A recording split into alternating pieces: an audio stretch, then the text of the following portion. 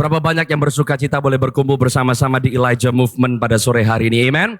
Oke, saudara, I feel something is in my spirit.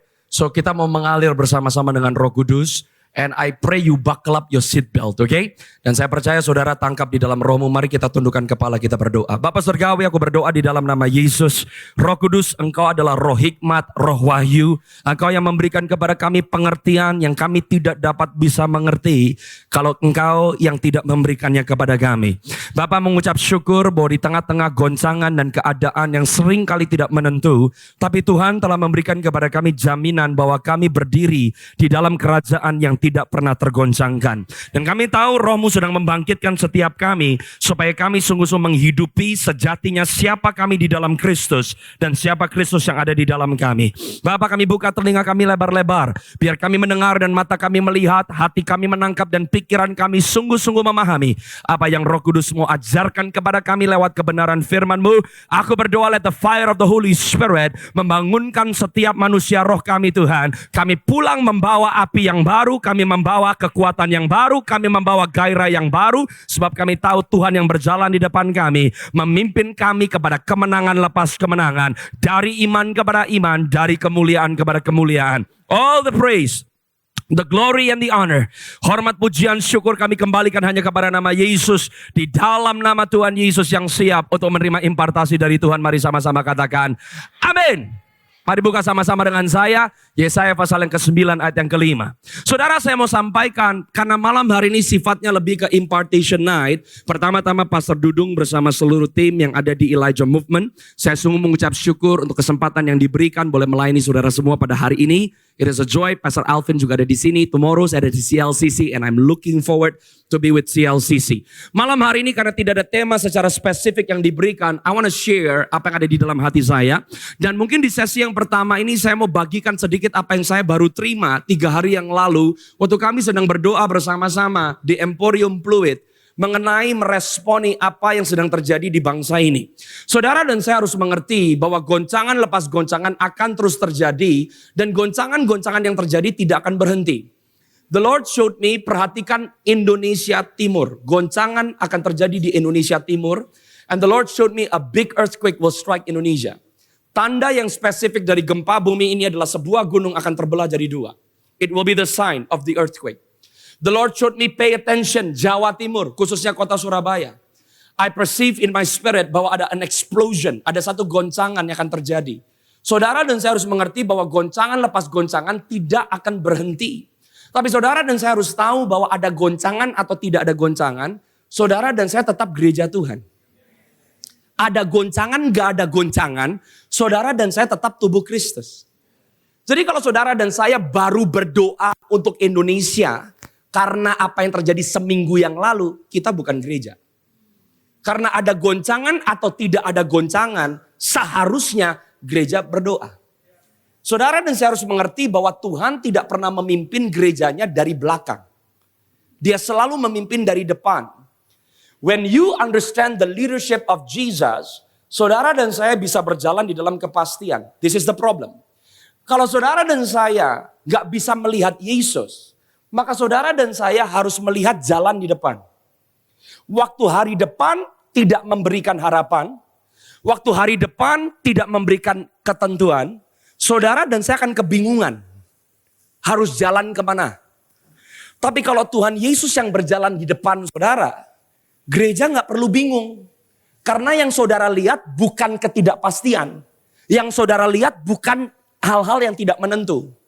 Waktu Yesus Kristus memimpin di depan, gereja bisa berjalan dengan pasti karena yang saudara lihat adalah punggung Tuhan Yesus. Dan Alkitab berkata, by His stripes, you're healed. What you see is always hope. Kalau Yesus berjalan di depan saudara dan Anda lihat punggung Tuhan Yesus, di tengah-tengah masa kelam, di tengah-tengah rasa takut, di tengah-tengah rasa yang tidak pasti, ada satu jaminan, by His stripes, you're healed. Selalu ada jalan keluar. Selalu ada pengharapan. When Jesus is in front. Tapi kalau Yesus nggak di depan, saudara dan saya akan kebingungan. Saya membuka sesi pertama, ada satu pertanyaan tadi tanyakan oleh Pak Teddy di mobil. Pastor, kenapa ada orang-orang yang sangat trauma dengan pelayanan profetik? Nggak usah pelayanan profetik. Banyak orang yang trauma karena kepemimpinan yang abusing their authority. Ada orang Kristen yang trauma karena kenapa? Bukannya diberdayakan tapi diperdaya oleh gereja. Ada yang trauma dengan pengelolaan keuangan di dalam sebuah pelayanan. Jawaban saya cuma satu. Kalau ada orang Kristen yang trauma karena pelayanan apapun, problemnya bukan yang melukai, tapi problemnya yang dilukai. Saudara dan saya terima darah Yesus yang memerdekakan saudara, dan darah Yesus itu antibody. Saudara bisa diserang sama bakteri, sama virus apapun dan bakteri apapun. Kalau imun sistem saudara bekerja, no virus can affect your spirit loh. Jadi kalau ada orang Kristen kerohaniannya terganggu karena external faktor, problemnya bukan external faktornya, your internal factor. Orang lain yang mengecewakan kamu, kenapa kamu berhenti ngikut Yesus? Jawabannya cuma satu, karena kamu gak pernah ikut Yesus dari awalnya bro. Saudara tahu Anda bisa dimuridkan sama orang, Anda bisa dimuridkan gereja, tapi kamu tidak pernah dimuridkan Yesus. Karena standar murid apa? Kamu menjadi sama seperti gurunya. Kalau saudara betul-betul murid Kristus, simple. Can you do what Jesus does? What does Jesus do? He heals the sick. What does Jesus do? Dia preach the kingdom. Bukan cuma Injil. Dia memberitakan kerajaan loh. What does Jesus do? Karena Yesus hadir, all demons must bow. What does Jesus do? Dia melepaskan yang terbelenggu. What does Jesus do? Dia mentahirkan yang kusta. What does Jesus do? He raised the dead. Kalau kamu gak lakukan, pertanyakan, murid Yesus atau bukan? Jangan dibolak-balik pekerjaan pelayanan disamakan dengan pelayanan. Beda. Sekarang orang semua juga bisa pekerjaan pelayanan. Tapi kamu gak pernah melayani Tuhan. Jangan berantem di atas mimbar, jadi worship leader, jadi pemain keyboard. This is work of ministry. Pertama saya khotbah umur 21 tahun. Sebelum saya khotbah, pesan yang Tuhan titipkan buat saya, you can preach yourself to hell. Karena khotbah saya tidak membuktikan bahwa saya pengikut Kristus. Saya berkhotbah karena itu fungsi saya. Tapi identitas saya bukan pengkhotbah. Identitas saya adalah anak Tuhan, hamba Tuhan, murid Kristus. Mau khotbah jadi dokter, supir truk atau ibu rumah tangga. Fungsinya berbeda, tapi identitasnya sama. Kenapa banyak orang kecewa di gereja? Karena gereja isinya balita semua. If you are mature, kiri kanan bisa tumbang, kamu gak tumbang. You follow Christ. Orang lain melukai kamu, Yesus gak pernah melukai kamu. Orang lain menolak kamu, Yesus gak pernah tolak kamu. So what's your problem? When you are more focused on people, kemungkinannya cuma dua. Anda lebih cinta sama dirimu sendiri, atau Anda lebih cinta orang lain daripada Anda cinta Tuhan. God is looking for mature church. Kejadian kayak begini bukan kabur. The church must rise. The church must stand. Ada kejadian, gak ada kejadian, gereja tetap gereja. Ada yang tanya, what are we supposed to do, Pastor? Keep on being the church. You keep on winning the lost. You keep on healing the sick. You keep on helping the poor. You keep on helping the orphans. You continue being the church. Kalau keadaan baru morat-marit, Anda baru kebingungan harus bikin apa. Itu menunjukkan bahwa kamu gak berfungsi sebetulnya. Karena orang percaya dipanggil bukan untuk meresponi keadaan. Karena kita gak bereaksi. Saudara dan saya meresponi hati Tuhan, bukan keadaan. Karena keadaannya baik atau tidak baik, Yesus Kristus tetap Raja yang duduk di atas tahta yang maha tinggi. Keadaannya baik atau tidak baik, Yesus Kristus tetap Tuhan yang pegang kendali. Nggak pernah berubah. Gereja tidak bereaksi kepada keadaan, kita meresponi hati Tuhan. Pertanyaannya, kamu tahu nggak hati Tuhan itu apa? Yesaya 9 ayat yang kelima, tolong ditampilkan. Alkitab berkata, ini saya mau share ya saudara. Karena kenapa minggu lalu saya baru dari Manado. Jadwal pelayanan Manado udah di plan bulanan yang lalu. Sabtu malam 1.000 orang datang. Nggak taunya di titik nol kota Manado. Kita berdoa, we declare the blood of Jesus. Di tengah-tengah keadaan yang sedang melanda negeri ini. Saudara dan saya harus mengerti bagaimana gereja punya peran yang penting. Malam hari itu saya saksikan kepada saudara, at least kesaksian yang kita dengar sendiri, karena orangnya bisa diverifikasi. Di malam Sabtu itu salah satu kesemuan yang terjadi, saya nggak tahu ternyata Pak Kapolres Bolang Mongondo, Kabupaten di Sulawesi Utara, sembuh tangan kirinya. Di tengah-tengah rusuh loh. Emang keadaan rusuh Tuhan Yesus berhenti gitu jadi Jehovah Rafa yang menyembuhkan? Enggak. Di tengah rusuh dia berhenti gitu jadi Jehovah Jireh yang menyediakan? Enggak. Di tengah-tengah rusuh dia berhenti jadi Mesias, juru selamat yang menyelamatkan? Enggak. Jesus is still king. And I want to show you kalau gereja berfungsi, saudara dan saya gak perlu morat-marit karena keadaan. You just be the church. Makanya ada bedanya orang datang ke gereja dengan orang menjadi gereja. Yang datang ke gereja belum tentu jadi gereja. Kamu bisa dimuridkan sama pendeta, belum tentu kamu dimuridkan Kristus.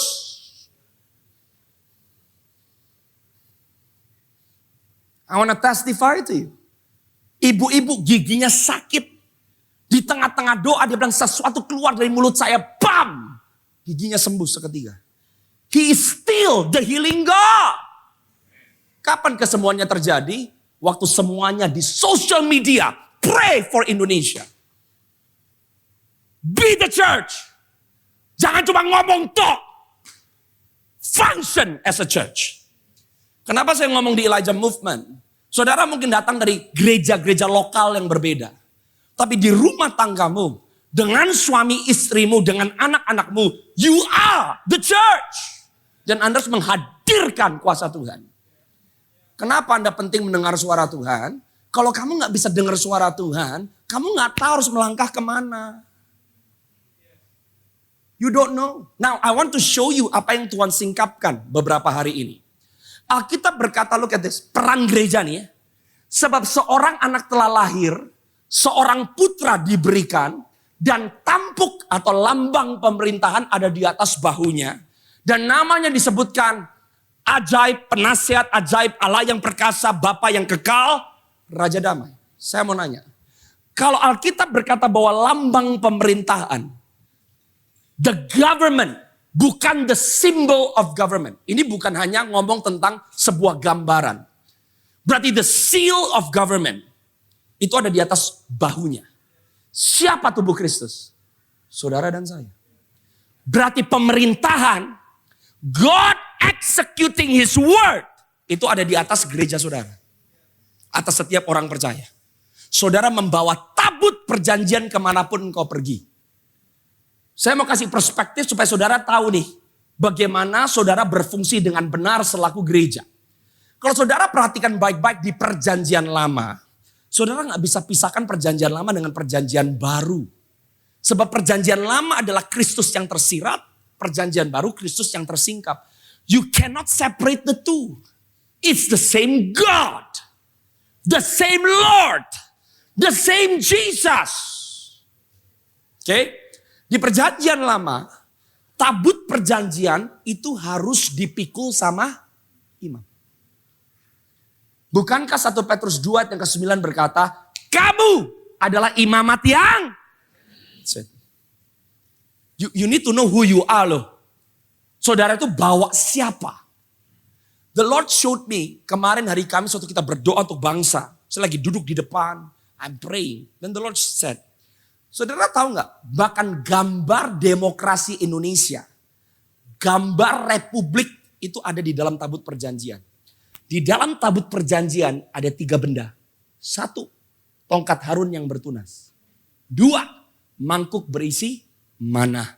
Yang ketiga, 2 loh batu dengan 10 perintah Allah. Itu 3-tiganya secara profetik. Saya sampaikan prophetically apa yang Tuhan sampaikan ke saya. 3, the 3 branches of government itu ada di dalam tabut. Tongkat Harun yang bertunas, eksekutif. Mangkuk berisi mana, perwakilan rakyat, legislatif. 2 loh batu 10 perintah Allah, judicial. All 3 ada di dalam tabut. Prophetically. Di atas tabut ada tutup yang namanya tutup pendamaian. Harus ditaruh apa di atas tutup pendamaian? The blood. Darah Yesus. Siapa yang bawa? Imam. Kalau saudara imamat yang rajani, imam berarti Anda perantara Tuhan dengan umat. You and God. Raja, saudara gak bisa perintah Tuhan. Kalau raja, berarti you execute sebagai the representative of God kepada manusia. Perintah agung apa? Kasih Tuhan Allahmu dengan segenap hati, jiwa, kekuatan, dan akal budi. Yang sama dengan itu kasihlah sesama manusia seperti kamu mengasihi dirimu sendiri. Itu fungsi imamat yang wherever you go, you carry the glory. Wherever you go, you carry the glory. Wherever you go, you carry the glory.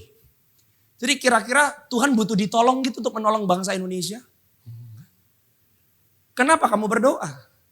Kamu berdoa karena kamu pikir Tuhan buta gitu? No. You pray not to help God. Tuhan gak butuh ditolong. You need to fulfill kingdom principle. Nah besok sebetulnya saya mau sampaikan ini. Coba dibuka dulu. 2 Samuel pasal yang ke-6. I want to show you a pattern. Saya mau saudara ngerti. Makanya bagaimana Anda membangun dirimu sebagai orang percaya itu penting. Have action. Don't only talk. Bisanya komplain, ragu, skeptik. Kekristenan gak bisa dibangun kalau Anda skeptik loh. Makanya Alkitab berkata 2 Tawarik 7 ayat 14 yang dikutip terus. Bila mana umatku yang atasnya namaku disebut merendahkan diri dan berdoa. Merendahkan diri dulu baru berdoa. Bukan berdoa dulu baru merendahkan diri. Merendahkan diri itu apa sih? Berarti you admit other people better than you. You admit you don't know it all. Merendahkan diri berarti apa? Memprioritaskan orang lain. Merendahkan diri berarti apa? You check and correct yourself. Bukan doanya dulu, merendahkan dirinya dulu. Saudara ajaib gak? 2 Tawarik 7:14 kasih resep loh. Resepnya apa? Bila mana umatku yang atasnya namaku disebut merendahkan diri, berdoa, berbalik dari jalan-jalanan yang jahat, bertobat, maka aku akan mendengar dari sorga, memulihkan mereka dan negeri mereka. Negeri saudara gak bertobat, negeri saudara gak merendahkan hati, tapi saudara merendahkan hati, yang tidak merendahkan hati ikut dipulihkan oleh Tuhan. Matematikanya gak masuk. Karena kenapa? Yang dilihat oleh Tuhan the church. When the church know kamu harus bikin apa, kamu gak usah pusing yang lain. Karena yang kamu lakukan itu yang diperhitungkan oleh Tuhan. Just do your job. Tapi kalau di dalam gereja kita skeptik, kita berantem, kita anggap yang itu gak benar, saya yang paling benar. No wonder nothing happens. Start with you. Start dengan apa yang Tuhan percayakan kepada saudara. You need to know who you are. Coba 2 Samuel pasal yang ke-6 ayat yang pertama. Saya mau saudara lihat nih ya. Sebenarnya saya mau share besok tapi saya selipin sedikit. Sebelum di sesi 1 nanti saya akan bawa ke Yeremia 29. Saya bawa ke Keluaran pasal yang ke-17. What must you do? Sebagai orang percaya. Lihat nih. Saudara, one time Daud pingin untuk membawa tabut perjanjian kembali ke Yerusalem. Oke? When David wanted to bring the Ark of the Covenant, Anda bisa baca di rumah ceritanya. Saya paraphrase. Satu kali Daud mau bawa tabut perjanjian, itu tabut ditaruh di atas kereta. Alkitab dengan jelas berkata bahwa kereta di mana tabut diletakkan itu baru. Saudara, Tuhan gak butuh metode baru. Tuhan gak butuh teknik baru. Tuhan gak butuh kreativitas baru. Yang Tuhan butuh ketepatan in obedience. Anda tahu ceritanya? Waktu itu tabut ditaruh di atas kereta. Ada dua orang. Satu namanya Uza, satu namanya Ahio. Ahio berdiri di depan tabut. Uza di samping tabut. This is the problem. Kalau Anda lihat di kitab Keluaran dan Anda baca di kitab Yosua, tabut harus jalan di depan. Nggak boleh ada yang jalan di depan tabut. God doesn't need your help. Satu kali itu tabut tergelincir. Maksudnya Uza baik. Jangan sampai itu tabut kena lumpur. The moment dipegang, bam, mati. Tuhan gak butuh itikat baik. Tuhan gak butuh maksud baik. Tuhan gak butuh intensi baik. Yang dia cari precision, ketepatan di dalam ketaatan. Daud marah loh. Why? Why did you kill? Dan Alkitab mencatat, karena Daud marah, dia berhentikan rencananya, itu tabut disimpan di rumah seorang yang namanya Obed Edom 3 bulan. Sampai dengar satu berita dari Daud, bahwa rumah Obed Edom diberkati oleh Tuhan. Dan Daud berkata, now I can move. That's the problem with the church. Seringkali kita gerak dulu, berharap Tuhan memberkati pergerakan kita. No, Tuhan yang gerak dulu baru kita bergerak. Bukan kita gerak dulu minta Tuhan memberkati pergerakan kita. Dan kali itu tabut gak ditaruh di atas kereta. Ditaruh di atas pundak. God doesn't need a new idea. Kalau saudara mau dipakai Tuhan for your nation, walk in precision of obedience. Because you carry the glory. Saudara harus mengerti orang percaya, you have to live by kingdom protocol. Gak bisa orang di gereja, saudara dengan mentalitas, itu gak benar tuh, itu gak tahu tuh, saya yang paling tahu. No. Without humility, Anda tidak akan pernah disentuh dengan kebenaran. Saudara harus tahu loh, humility is the doorway. Kalau ada kebenaran, berarti ada ketidakbenaran. Kalau ada kebenaran, berarti ada kesalahan. That's why kebenaran pertama, it's realigning your heart. Setiap orang percaya yang mau berkata, Lord change, do whatever you want. Supaya not my way, but your way. Then kebenaran bisa masuk di dalam kehidupan saudara. Yeremia 29 ayat yang 11. I'll show you a pattern. That's why you gotta mature. Bagaimana saudara berfungsi di dalam gereja lokalmu? How you support the vision of your local church is very important. Saudara harus meraih kemenangan setiap hari. How you build your family.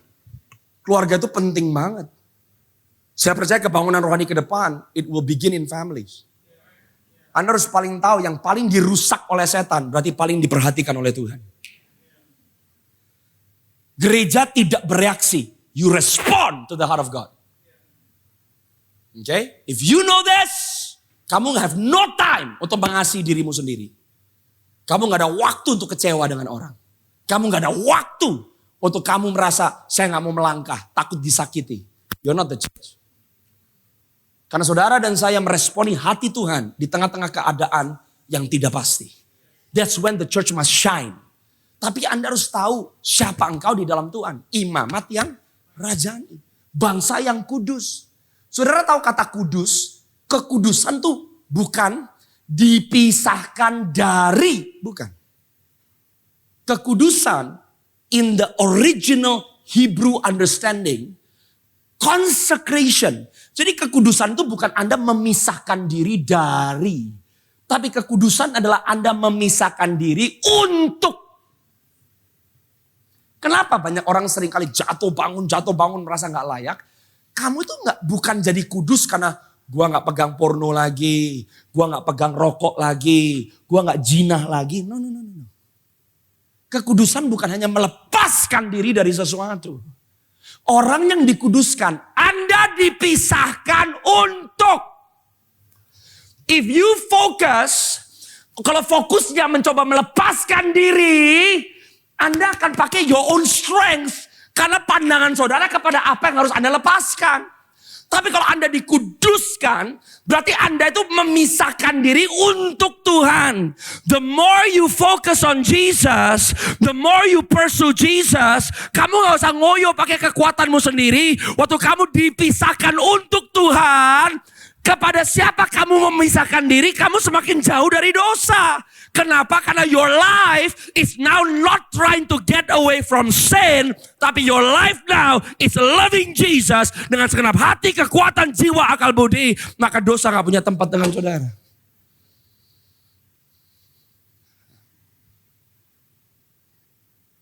You see? Tapi sekarang orang coba, aduh, kekudusan berarti gue udah gak zina, gue udah gak rokok. Siapa bilang kamu kudus? Holiness is not that. Holiness is being conformed to Jesus. The more you love God, you leave everything behind. Jesus is everything for you. You serve Him, you honor Him. Itu yang namanya grace. Jangan dong dibawa grace murahan. Gak apa-apa, saya masih jatuh terus. Kasih karunia Tuhan. Hey, too small. Because of grace, lu gak bisa deket Tuhan. Kamu gak bisa seperti Kristus. Kamu gak bisa share His glory. Because of grace, kamu bisa kembali ke tempat awal kamu. Diciptakan segambar serupa dengan Allah. That's grace. Right? The problem now, we want to feel good. Understand me, Lord.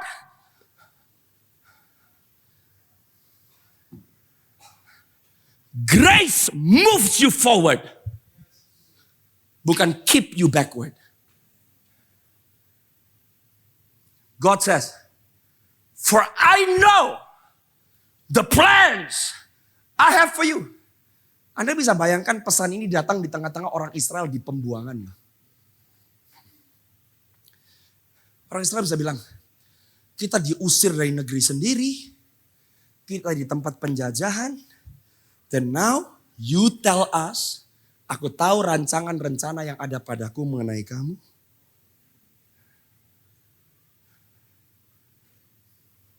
Kalau sampai Tuhan perlu ngomong, I know, berarti you don't know. Kalau Tuhan berkata, aku tahu, berarti kamu gak tahu. Tuhan menghormati orang yang gak tahu, ngaku gak tahu, daripada orang yang gak tahu, tapi sok tahu. Sekarang ngerti gak bahayanya skeptik? Ngerti gak bahayanya pesimis? Skepticism and pessimism itu adalah musuhnya iman. Makanya be careful what you use your mouth.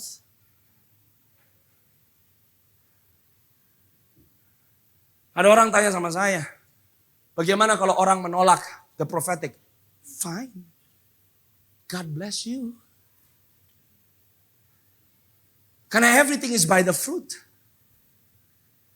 Kamu mau ngomong yang benar, ada orang yang pasti nganggap kamu salah. That's why untuk mengejar Yesus dan mati terhadap diri sendiri gak bisa dipisahkan. Orang Kristen gak bisa alergi dengan yang namanya sacrifice. Without sacrifice, there is no Christianity. Dan pengorbanan Yesus bukan meniadakan pengorbanan kita. Pengorbanan Kristus memastikan bahwa pengorbanan kita diterima oleh Tuhan. The moment there is no sacrifice, is no longer Christianity. It's religion. Kalau ada ayat Alkitab yang berkata bahwa iman tanpa perbuatan mati, berarti perbuatan tanpa iman juga mati. Itu bedanya pekerjaan pelayanan dengan pelayanan. Pekerjaannya bisa beda-beda. Contoh usher. Anda bisa bayangkan gak? Usher yang penuh dengan roh, beroperasi dengan karunia Roh Kudus. Kenapa sih kamu perlu karunia Roh Kudus? To manifest Jesus. Simple. Kamu mau coba argumentasi doktrin dengan orang. Kalau bukan Roh Kudus yang menginsafkan orang akan dosa, kebenaran, dan penghakiman. Itu orang gak bisa terima loh. What easier way? Roh Kudus sudah kasih kepada kamu karunia. Menyatakan yang ada di dalam hati orang. Menyembuhkan yang sakit. Lu gak bisa nguyo pakai argumentasi. You just have to show who Jesus is. Orang itu percaya. Bedanya usher yang cuma ushering karena ditugas pelayanan. Sama ushering yang menjadikan ushering sarana untuk menyatakan Kristus. Anda bisa bayangkan gak? Seorang usher yang penuh dengan Roh Kudus. Anda baru salaman sama satu orang. Bam! Roh Kudus kasih tahu sama kamu. Dia punya sakit di bagian ketiak bawah. Ada benjolan di lymph nodes-nya. Doakan. Anda baru katakan shalom. By the way bu. Ibu sakit ya di bagian lengan bawah. Loh, kok tahu? Tuhan Yesus mau sembuhkan. Dalam nama Tuhan Yesus sembuh. Bam! Itu benjolan hilang. Belum masuk ke ruang ibadah. Dia sudah berjumpa dengan Kristus. That's ministry.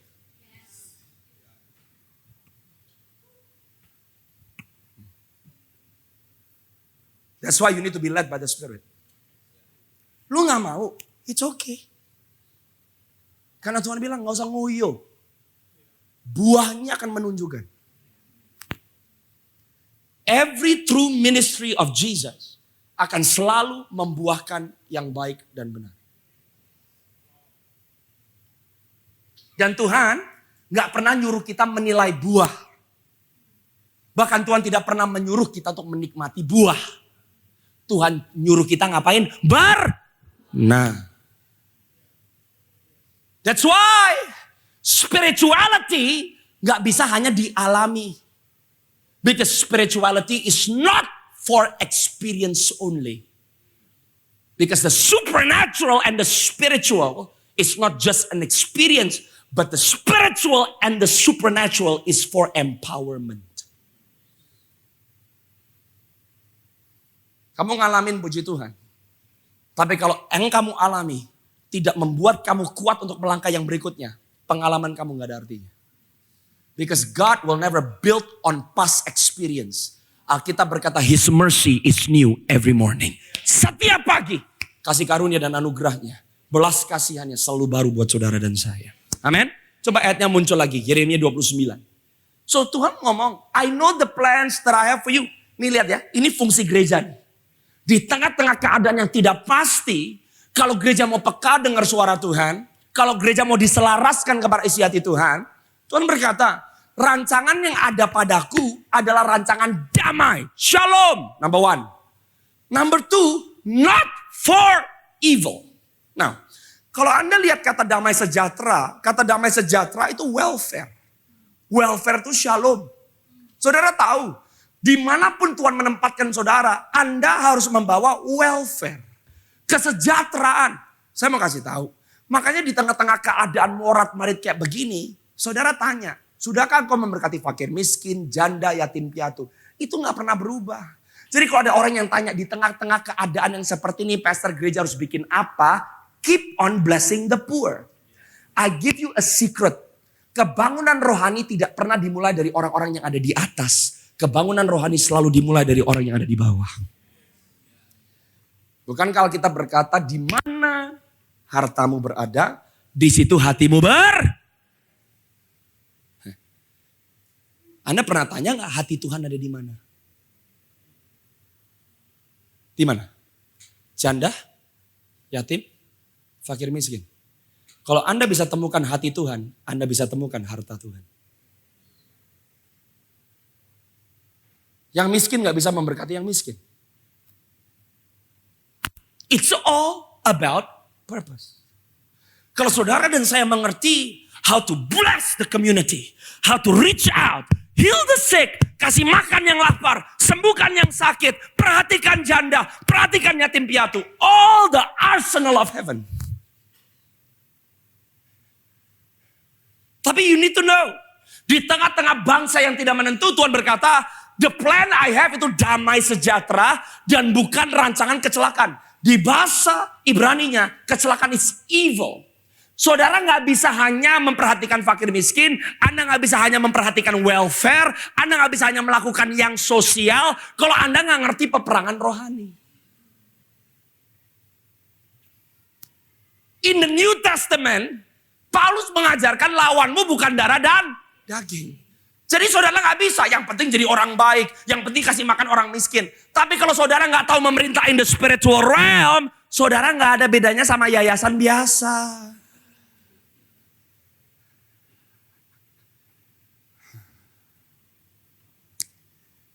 Right? Sekarang bahaya nggak? Kalau bangsanya rusuh baru gereja berdoa. It means you have no authority. Why do you pray? So you position yourself sebagai penjaga pintu gerbang.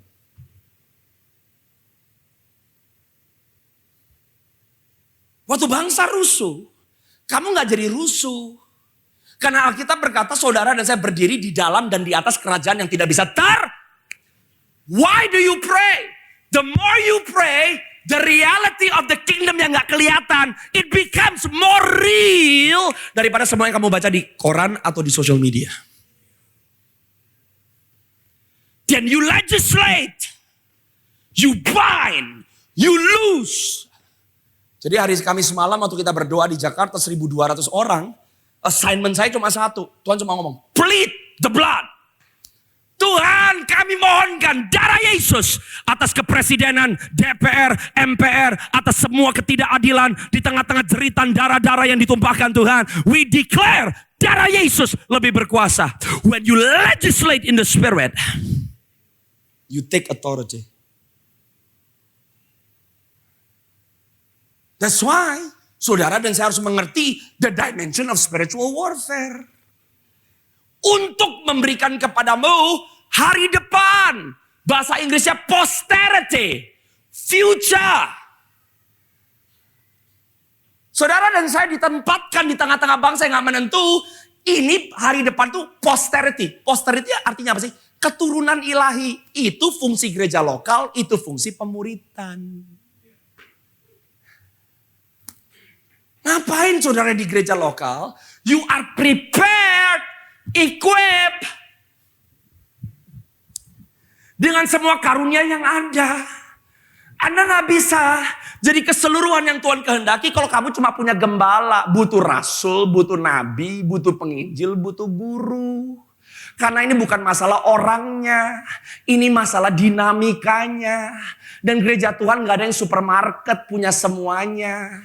Saudara dan saya makanya dipanggil tubuh Kristus yang harus saling memperlengkapi. Kenapa kita saling membutuhkan satu sama lain? Supaya tidak ada satu orang pun yang bisa bermegah. Karena kepalanya bukan manusia, Yesus Kristus yang memberikan setiap jawatan dan karunia kepada gerejanya. That's how the church becomes the body of Christ.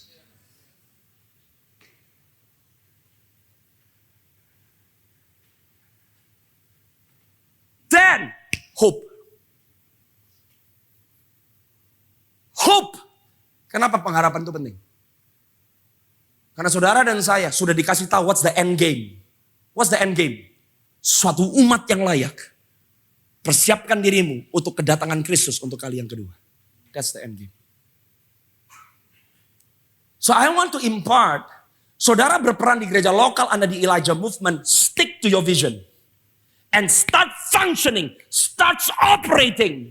And you always have to give your best. Persembahkan apa yang ada padamu. Nanti di sesi kedua saya akan ngomong pentingnya perjanjian. Saudara dan saya harus selalu taruh sesuatu di altar.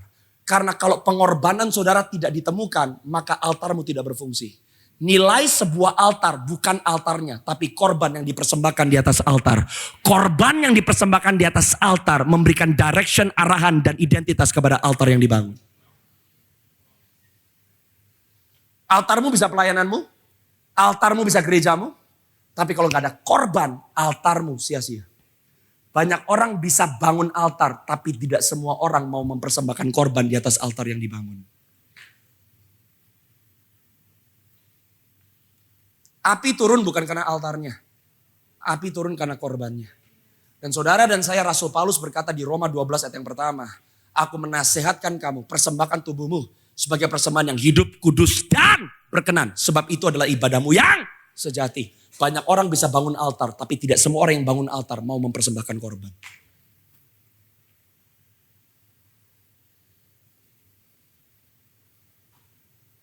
Who's the sacrifice? You. Altarmu bisa gereja lokalmu, pelayananmu, keluargamu. Tapi at the end of the day yang Tuhan minta bukan yang orang lain lakukan terhadap kamu. Bukan yang orang lain perlakukan terhadap kamu. You. Jadi kalau kamu disakiti, jangan ditolak. Kalau kamu lagi berdarah-darah, jangan malah cepet-cepet pengen supaya darah kamu itu terhisap kembali dan kamu dijahit.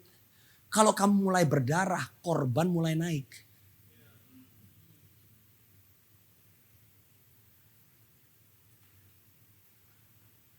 Kalau kamu gak pernah disakiti di dalam sebuah komunitas, kamu bukan keluarga di komunitas itu. Kamu baru pengunjung dan pendatang.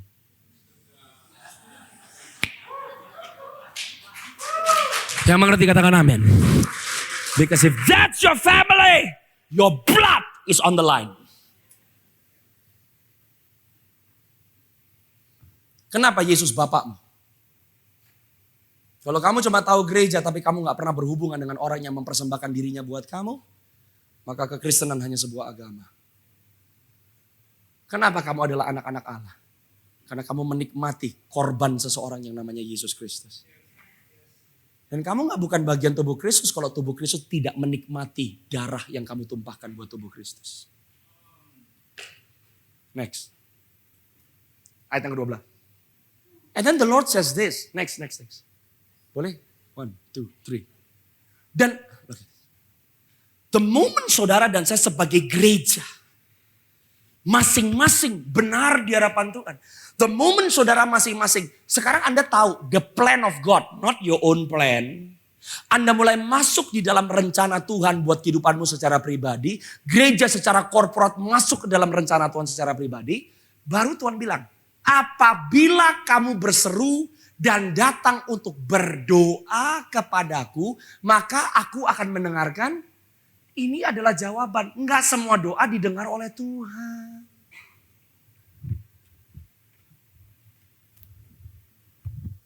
Jadi kalau ada orang, kenapa ya pastor? Tiap kali saya berdoa, saya gak pernah dengar suara Tuhan. Yang salah bukan Tuhan, yang salah lo.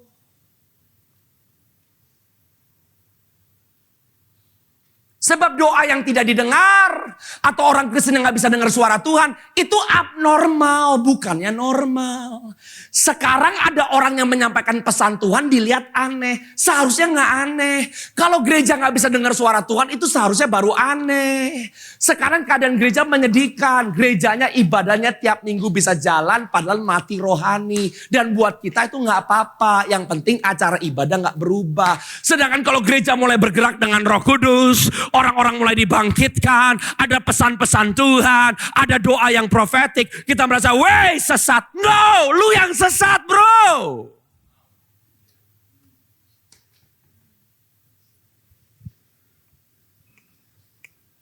The kingdom will always bring disruption. Kenapa?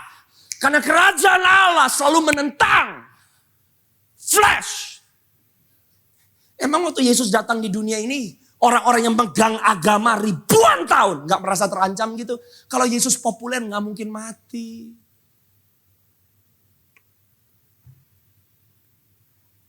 Jadi orang yang berjalan di dalam kebenaran, kita itu makan buah simalakama.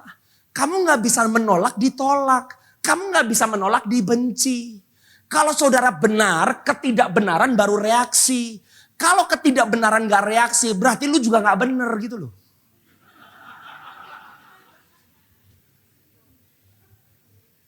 Then God says, when you pray, I'll hear. Ayat yang selanjutnya. Kalau kamu cari, ini ayat yang selanjutnya 13. Kalau kamu cari aku, kalau kamu seek me, kamu akan menemukan aku. Apabila kamu menanyakan aku dengan segenap hati. Sekarang masalahnya, orang bukan tujuannya cari Tuhan. Orang cari Tuhan untuk tujuan sendiri, beda. You and I are called to seek God. Bukan cari Tuhan untuk tujuanmu. Ini membuktikan banyak orang cari Tuhan, ketemunya bukan Tuhan, ketemunya setan.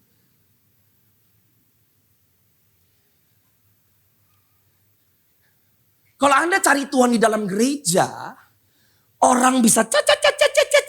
Kamu gak berhenti cari Tuhan. Kenapa? Karena kamu gak akan berhenti mencari sampai kamu menemukan dan mendapatkan.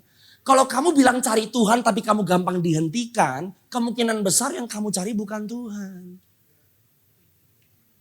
Either yang kamu cari posisi, pengakuan, diterima orang, bahkan yang kamu cari komunitas. Kalau kamu lebih cari komunitas daripada cari Tuhan, waktu komunitas mengecewakan kamu, kamunya bisa jempalitan. Karena buat kamu Tuhan kurang penting, lebih penting komunitas daripada Tuhan. 14. Are you learning something here? God says, aku akan memberi kamu guarantee. Gak usah jengking, gak usah puasa. I will make sure kamu bisa ketemu aku. Dan aku akan memulihkan keadaanmu. Mengumpulkan kamu dari antara segala bangsa. Dan dari segala tempat kemana kamu telah kucerai-beraikan. Demikianlah firman Tuhan. Dan aku akan mengembalikan kamu ke tempat yang dari mana aku telah membuang kamu. Pemulihan gereja selalu berakhir dengan pemulihan bangsa. Jadi orang Kristen gak perlu di sosial media. Adakah harapan buat Indonesia? Bisakah Indonesia sembuh? Ada. Just be the church. Karena tampuk pemerintahan bangsa Indonesia, Tuhan taruh di atas pundak gereja Tuhan.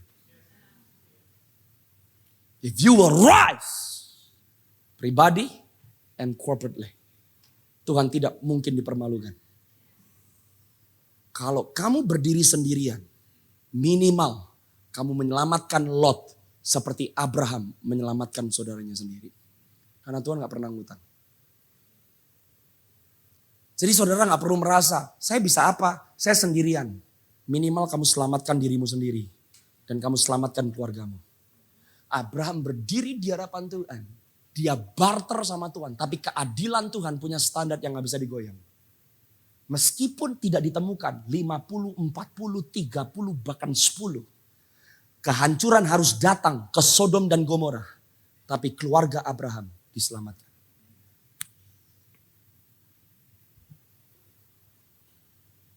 Tuhan gak akan membuat yang Anda imani pengharapanmu di dalam Kristus tidak pernah sia-sia. Tapi Allah turut bekerja di dalam segala hal untuk mendatangkan kebaikan bagi setiap orang yang mengasihi Dia. Amin saudara. Oke, saya punya 10 menit kan. I'll stop here baru nanti saya lanjut di sesi yang berikutnya. Tolong Kejadian 13 ayat 9, 10, 11. I'll show you a secret. Saya mau saudara ngerti your part, oke? Kalau Anda adalah orang-orang yang menghidupi perjanjianmu. Jadi you gotta check bagaimana Anda membangun your spirituality. Seek God. Ada dinamika-dinamika spiritual yang Anda tidak bisa terima lewat pengajaran, Anda gak bisa terima lewat impartasi. You got to unlock it by seeking after Jesus. That's your personal spot, your personal intimacy. Dan itu tidak bisa diganggu gugat sama yang lain. And don't stop seeking. Don't stop praying. Don't stop pursuing God. Saudara bisa punya ritme, disiplin-disiplin rohani yang berbeda-beda. Saudara gak ada tuh, oh berarti harus kayak begitu, doanya harus 5 jam sehari.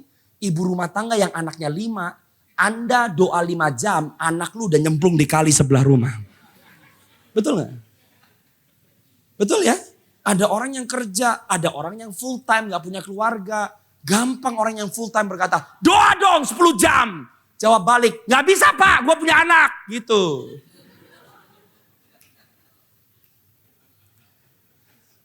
Jadi gak ada rumusnya. Tapi saudara yang paling tahu yang mana adalah korban yang kamu bisa persembahkan di atas altar. Nothing can stop you from seeking God. You need to find your own rhythm with God. When you exercise your spiritual discipline before heaven, you will get a response. pasti ada respon. Karena Tuhan udah janji, aku akan membuat kamu menemukan aku. I will make you to find me. Saudara gak bisa datang ke hadirat Tuhan tanpa undangan dari Tuhan. That's why He gives His Holy Spirit. Kenapa saudara diperlengkapi dengan Roh Kudus? Karena Roh Kudus yang jadi matanya saudara. Roh Kudus yang jadi telinganya saudara. Supaya yang mata jasmani kamu gak bisa ngeliat karena adanya peran Roh Kudus. Mata rohani kamu bisa lihat apa yang mata jasmani kamu gak bisa lihat gitu loh. Oke? Nah, saudara perhatikan. Kalau Anda lihat di Kejadian pasal yang ke-12. Tuhan ngomong sama Abraham, and Tuhan kasih janji. Semua orang baca Alkitab sah bisa terima janji. Tapi gak semua orang ngalamin janji. Tolong dihapus dari pikiran kita. Tuhan kita tuh bukan Tuhan gratisan. Ada tertulis. Ya memang ada tertulis. Tapi setiap kali ada janji, selalu ada keadaan, ada tokoh. Di mana ada seseorang atau ada sekumpulan orang yang punya perjanjian dengan Tuhan. Setiap janji mengandung perjanjian. Oke? Tuhan kasih janji sama Abraham. Keturunanmu akan seperti bintang di langit, pasir di laut, memberkati bangsa-bangsa. Yang memberkati kamu akan diberkati. Yang ngutukin kamu akan dikutuk. Tapi saudara tahu, itu janji lepas, perjanjiannya gak datang-datang. Apa perjanjiannya? Setiap anak laki yang keluar dari rahimmu Abraham harus That's the covenant. Makanya Abraham muter. Kapan janjinya Tuhan? Kapan janjinya? Abraham juga diproses. Untuk Tuhan menepati janjinya gampang. Tapi yang dia mau bukan janjinya terjadi. Yang dia mau orang-orang yang lagi dia ajak untuk membuat perjanjian. It's all the relationship. Perintah Tuhan ke Abraham, kamu keluar dari rumah bapak dan ibumu. Saudara tahu tapi Abraham gak taat. Pas dia keluar dari rumah bapak ibunya, dia bawa ponakannya. Ponakan masih salah satu dari rumah bapak dan ibunya. Makanya selama Abraham jalan dengan Lot, Tuhan tidak memberikan perjanjiannya kepada Abraham. Do you see the power of obedience? Tuhan gak butuh kreativitas. Dia gak butuh, saya bisa bikin ini loh Tuhan. Saya bisa bikin megah loh Tuhan. No. All He wants is obedience.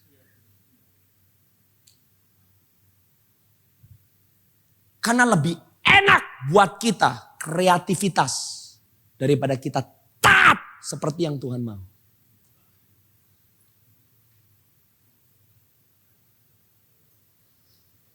One day, saudara lihat ya. Waktu Lot nempel sama Abraham, Lot diberkati. Saudara tahu kamu bisa diberkati tapi Tuhan gak berkenan sama kamu. Karena berkat bukan tanda bahwa kamu dikenan oleh Tuhan.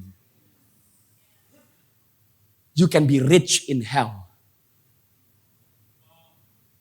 You can be powerful in hell.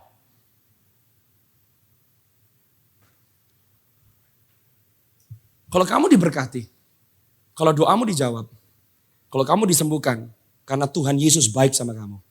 Gak ada urusannya karena kamu baik. Makanya kalau orang jadi murid Kristus, Anda pernah baca gak sih? Matius bikin apa, Lukas bikin apa, Yohanes bikin apa, Petrus bikin apa, Nathanael bikin apa, Simon orang Zelot bikin apa. Pernah baca gak? Enggak loh. Anda bahkan baca Matius, Markus, Lukas, isinya semua tentang Yesus. Sebab seorang murid tidak dinilai karena apa yang kamu bisa dapat dari Tuhan. Kalau kamu bisa dilupakan asal Yesus yang diingat dari hidupmu, kamu murid Kristus yang sejati. Anda gak pernah tahu Matias bikin apa? Apa mujizat yang Thomas lakukan?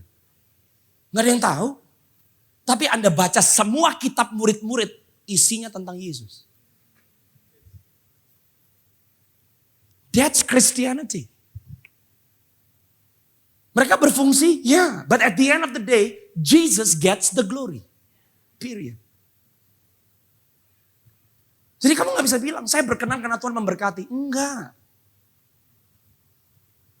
Poor and rich is not the mark of a disciple of Jesus. Ini Lot diberkati. Dia gak punya perjanjian apa-apa sama Tuhan kok. Hanya karena dia nempel sama Abraham. Tuhan menghormati saudara dan saya loh. Karena Abraham Tuhan gak lupain Lot. Because of Abraham. Buktinya di mana? Di pasal ini. The moment Lot pisah dari Abraham, hancur hidupnya. God. Makanya jadi orang percaya, kamu di gereja lokal, hormati pemimpinmu. Hormati visi Tuhan. Jangan buka mulut dengan apa yang Tuhan sudah tetapkan dan pilih. Karena yang Tuhan lihat bukan orangnya, tapi sumpah yang dia pernah bikin sama orangnya. Abraham bilang gini sama Lot, nih Lot, lu lihat, lihat Lot. Bukankah seluruh negeri ini terbuka buat kamu? Karena gembala lu sama gembala gue udah berantem, domba lu makin banyak, domba gue makin banyak, tanahnya gak cukup Lot. Kalau kamu ke kanan, gue ke kiri. Kalau lu ke kiri, gue ke kanan. Orang yang punya perjanjian dengan Tuhan, kamu gak berantem untuk terima yang terbaik. Lot lebih muda daripada Abraham, tapi dia tidak pernah punya itikat untuk menghormati yang lebih tua dari dia. You see, kalau orang Kristen ngerti bahwa kamu itu pegang perjanjian, dimanapun kamu berada, karena ada kamu, maka Tuhan akan mengingat kamu. Negara kamu, kota kamu, bisnis kamu, komunitas kamu bisa paling acak-acakan karena ada kamu. Tuhan gak mungkin lupa dengan tempat itu. Di ayat yang selanjutnya, waktu Abraham ngomong, Lot kamu pilih, lu ke kiri, gua ke kanan, lu ke kanan, gua ke kiri. Lot memilih. Yang dipilih oleh Lot adalah lembah Jordan yang banyak airnya. Seperti taman Tuhan. Taman Tuhan berarti seperti Eden loh. Berarti yang dipilih oleh Lot adalah yang terbaik. Yang paling baik dari yang terbaik. Seperti Mesir yang waktu itu negara kaya. Yang dipilih oleh Lot adalah Sodom dan Gomora. Kalau Alkitab mencatat bahwa Lot memilih yang terbaik, berarti Abraham dapat apa? Sisa.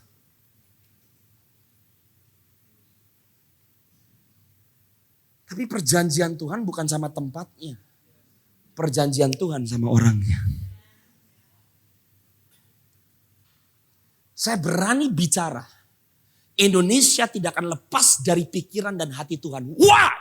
Karena ada umat Tuhan di dalam bangsa tersebut. That's the function of a church. Imamat yang rajani.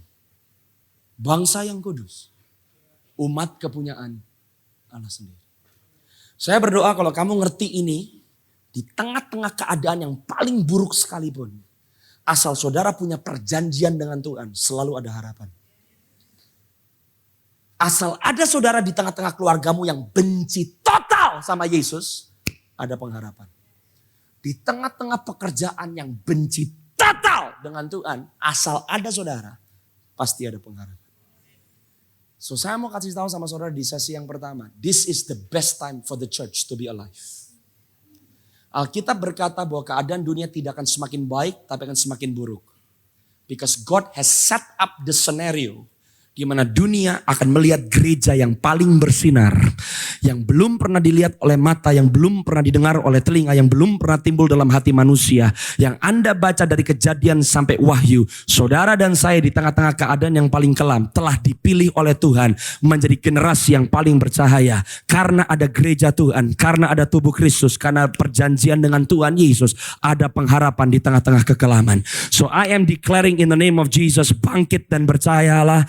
Jangan berhenti berharap kepada Tuhan. Berfungsilah, berperanlah, melakukan yang menjadi panggilanmu sebagai tubuh Kristus. Sebab Tuhan belum berhenti bekerja dan dia tidak akan berhenti bekerja sampai semua rencana-rancangannya digenapi. Dan Tuhan sedang mengajak setiap tubuh Kristus bukan hanya tahu dan menyaksikan, tapi setiap kita berpartisipasi dengan aktif akan rencana-rancangan Tuhan. Church arise in Jesus mighty name. Bangkit berdiri semuanya dalam hadirat Tuhan.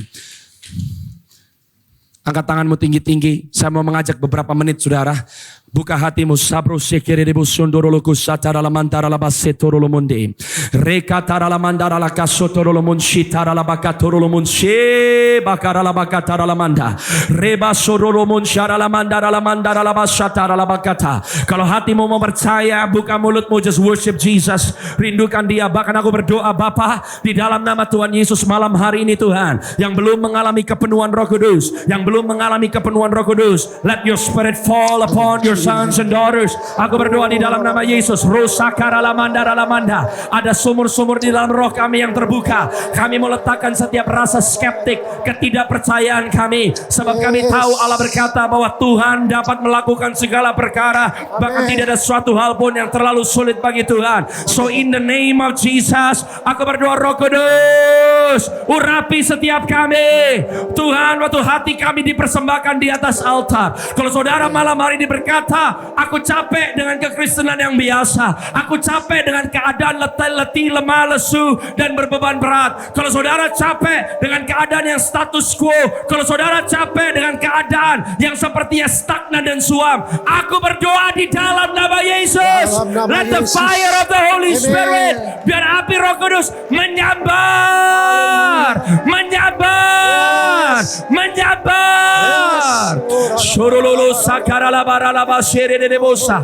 Tuhan, aku percaya tentaramu dibangkitkan di kota Bandung. Di setiap rumah tangga, di keluarga lepas keluarga, di gereja lokal lepas gereja lokal, di komunitas-komunitas yang ada. I call upon the holy priesthood. I call upon the royal priesthood. Imamat yang rajani, bangsa yang kudus, bangsa yang terpilih. Dalam nama Yesus bangkit. Dalam nama Yesus bangkit. Tuhan, kami percaya bahwa kami punya perjanjian dengan Tuhan. Dan kami gak mau izinkan bahwa altar kami kosong dengan korban. Tapi kami berdoa penuhi altar kami dengan korban Tuhan. Kami mau taruh hidup kami. Rosso Torolo Monde. Ada beberapa dari saudara, engkau stop melayani dan engkau sudah tidak lagi melayani.